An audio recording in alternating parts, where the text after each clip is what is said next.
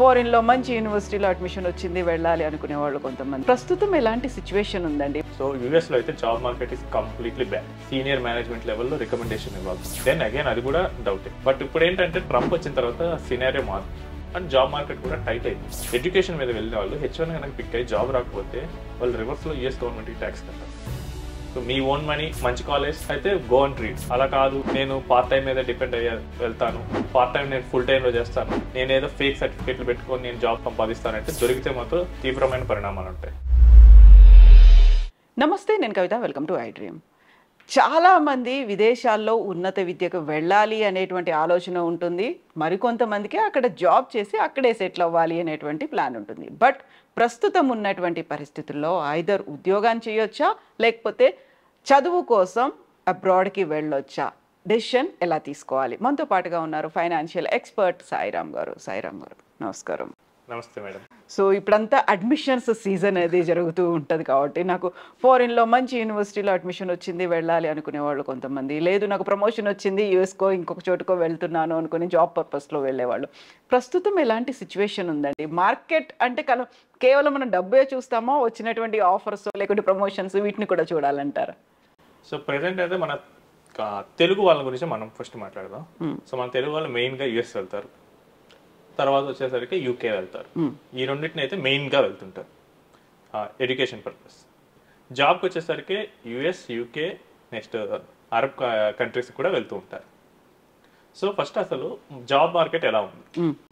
So యుఎస్లో అయితే job market is completely bad.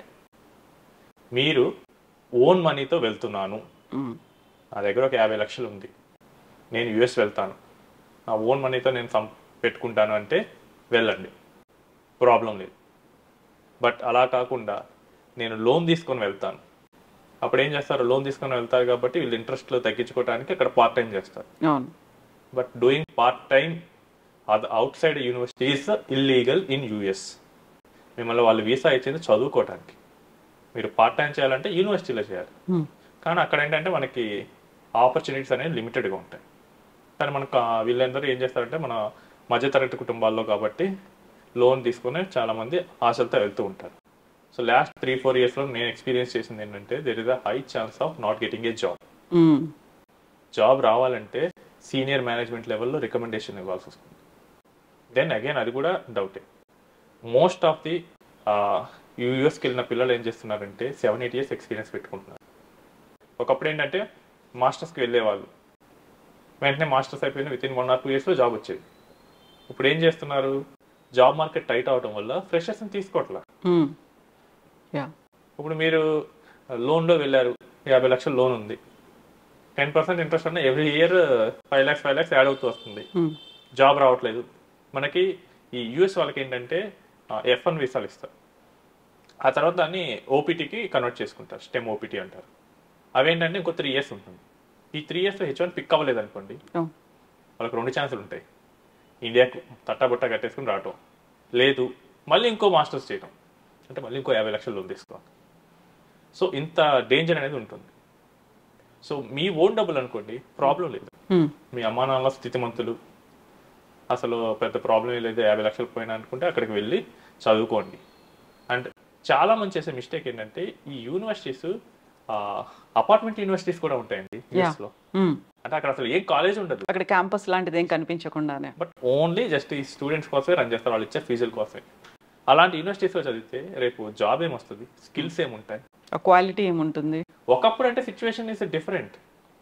అప్పుడే ఐటీ పెరుగుతుంది, మన తెలుగు వాళ్ళు కొంచెం ఈ ఐటీలో ఎక్కువ స్కిల్ ఉన్నవాళ్ళు, మనకి కాస్ట్లీగా ఉండొచ్చు, బట్ అమెరికన్స్కి అది చీప్గానే ఉంటుంది. ఆ శాలరీస్కి మనం వెళ్ళేవాళ్ళం. బట్ ఇప్పుడు ఏంటంటే ట్రంప్ వచ్చిన తర్వాత సినారియో మారుతుంది అండ్ జాబ్ మార్కెట్ కూడా టైట్ అయిపోతుంది. సో మంచి కాలేజ్లో లేకుండా నేనేదో నామకే వస్తే కాలేజీలో వెళ్తాను యూఎస్ కంటే it's a very risk. Canada and UK or different. మీకు యూఎస్లో ఏంటంటే జాబ్ వస్తే అట్లీస్ట్ ఒక $60K, $70K అలా వస్తుంది. అప్పుడు ఏంటంటే మనకి డాలర్ పెరగడం వల్ల ఒక 50 lakhs 60 lakhs వస్తుంది. మరి కెనడా యూకే ఏంటంటే యావరేజ్ వచ్చేసరికి 30 lakhs ఉంటుంది. అక్కడ ఏంటంటే కొంచెం లిమిటెడ్ ఆపర్చునిటీ అనేది ఉంటుంది గ్రో అవడానికి.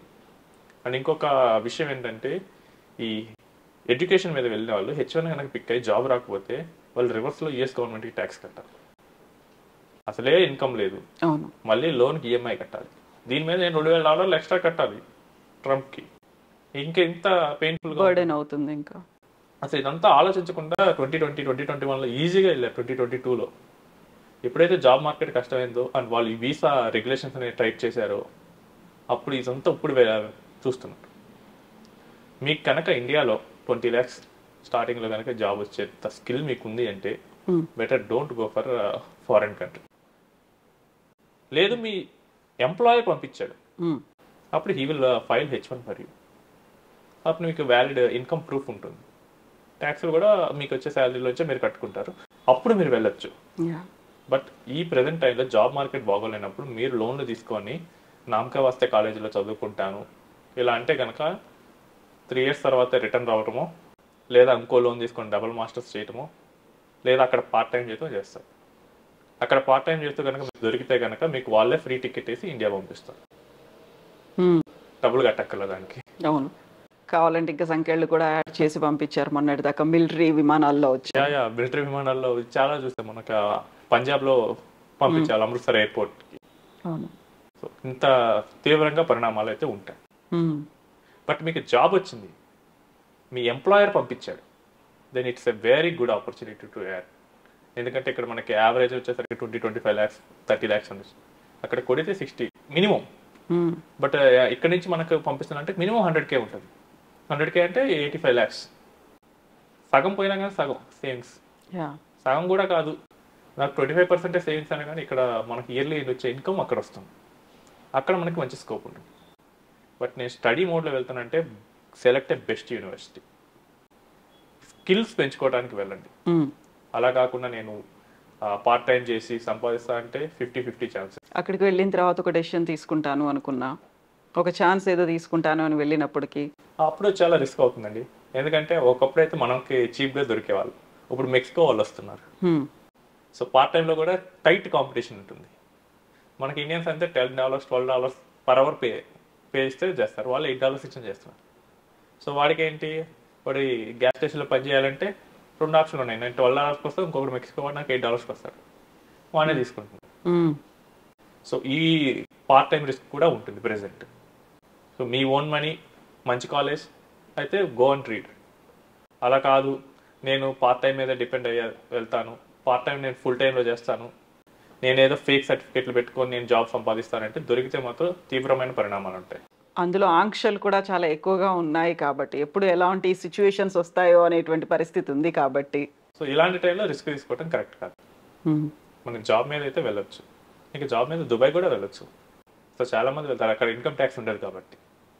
సో స్టడీ పర్పస్ అయితే మాత్రం బెటర్ అవాయిడ్. సో అసలు అది కూడా మెయిన్ రీజన్ ఏంటంటే మనకి ఇండియాలో అంత ఆపర్చునిటీ లేకపోవటం. మీరు కనుక పర్చేస్ పవర్ ప్యారిటీని కంపేర్ చేసుకొని మీకు యూఎస్లో వచ్చేదానికి 1/4 ఇక్కడ వచ్చినా కానీ బెటర్ ఇక్కడే ఉండాలి. మీకు కనుక స్కిల్ ఉంటే కనుక ఈజీగా వచ్చేస్తుంది. 3-4 yearsలో మీరు యూఎస్లో ఎంతైతే మీరు ఎర్న్ చేయగలరో ఆ పీపీపీని కంపేర్ చేస్తే ఇండియాలో కూడా మీరు అంతే ఎర్న్ చేయగలరు. సో చాలా మంది ఏంటంటే అక్కడికి వెళ్ళేది ఒకప్పుడు ఉన్న సిచ్యువేషన్స్ చూసి వెళ్తున్నారు, బట్ అవైతే ఇప్పుడు లేవు. ప్రెసెంట్ ఉన్న సినారియోస్ చూసి వెళ్ళండి.